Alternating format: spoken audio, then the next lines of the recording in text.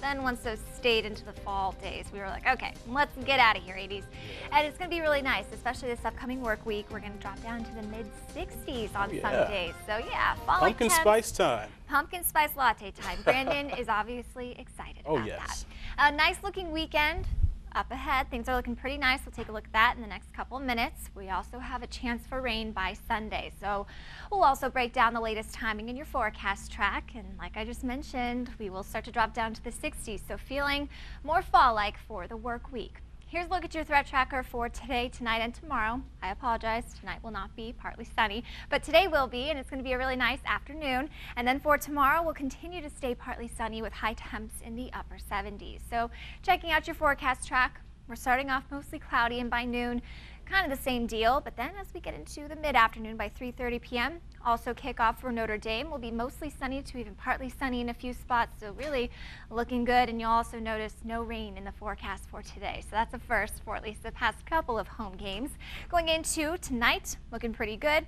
We'll cloud back up into tomorrow morning by 8 a.m. We'll be mostly cloudy in a few spots. And then we have a few isolated showers that are going to roll in right before noon, but then we'll dry out for a little bit, and then the bulk of the activity will happen right around 9:30 p.m. looks like after that now. So right around 11:15 p.m.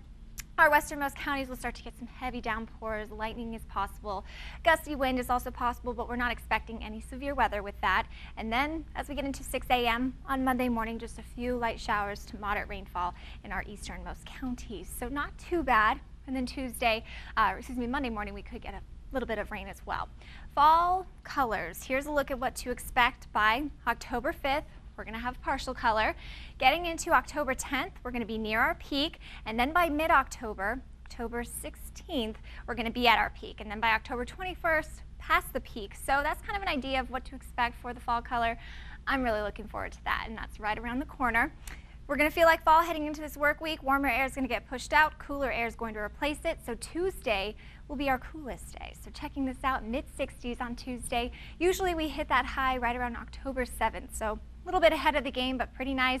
60s stick around through Wednesday, and then we're back above average by Thursday. All right, thank you, Shay. Time now, 9:14, and an Ohio mom is in jail after her daughter found her passed out from an overdose. Officials say the 10-year-old found her mom lying on the floor with her forehead bleeding and a needle on the dresser. The girl also told a dispatcher her mom also had a warrant out for her arrest. Neighbors were shocked to hear what happened. I was at a loss for words. It was, like I said, it's running rampant. And it's always going to be. I believe. I mean, how are you going to stop that? It's like cancer. How are you going to stop it? Police say they picked up the mom after she ran from the hospital. She's currently being held on child endangerment charges and outstanding warrants. The girl and her 9-year-old brother are now in the custody of their father. In your voice and your vote, with just under 50 days till the November election, many are looking right here to the Hoosier State. Indiana's 2nd District congressional race between Lynn Coleman and incumbent Jackie Walorski is picking up steam. On Friday, the Democratic National Congressional Campaign Committee endorsed Coleman. We talked with the candidate who says he's ready to bring home a victory. We will continue to fight. We won't hide. We won't be absent from the voters. We'll be out and about and available and accessible to all the voters in the district. The 2nd District race is traditionally close, but experts are weighing in, saying this will be a race to watch in November. We did reach out to Walorski's campaign, saying she remains focused on fighting for 2nd District Hoosiers, while her opponent is seeking support from Democratic Party leaders.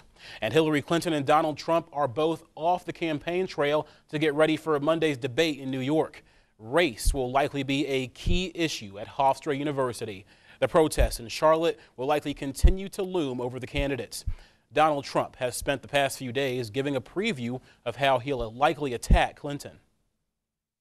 Those peddling the narrative of cops as a racist force in our society, and this is a narrative that is supported with a nod by my opponent. You see what she's saying, and it's not good. Shared directly in the responsibility for the unrest that is afflicting our country. The Clinton campaign is firing back, saying Trump's comments are not true. If you make the relationship between the police and the community more adversarial, you're not going to close down the gap. You're going to widen the gap. And that gap is dangerous to people in neighborhoods, and it's dangerous to police. Clinton called off plans to visit Charlotte this weekend. The mayor has asked both Clinton and Trump to hold off until the city returns to normal. And in Your Voice, Your Vote, Donald Trump picked up an unlikely endorsement, former rival Ted Cruz. It's a stunning turn considering the primary was filled with bitter personal attacks between Trump and Cruz. Cruz wrote on Facebook that he made a pledge to endorse the Republican nominee and will make good on that promise.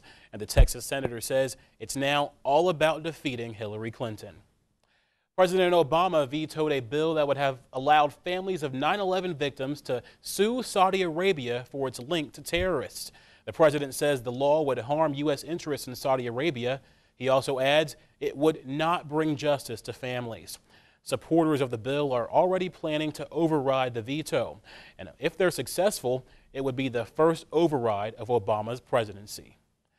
Time now at 9:18, and a former bank employee is taking on Wells Fargo. He's hoping his message will wake up customers and get them to pay attention to their accounts.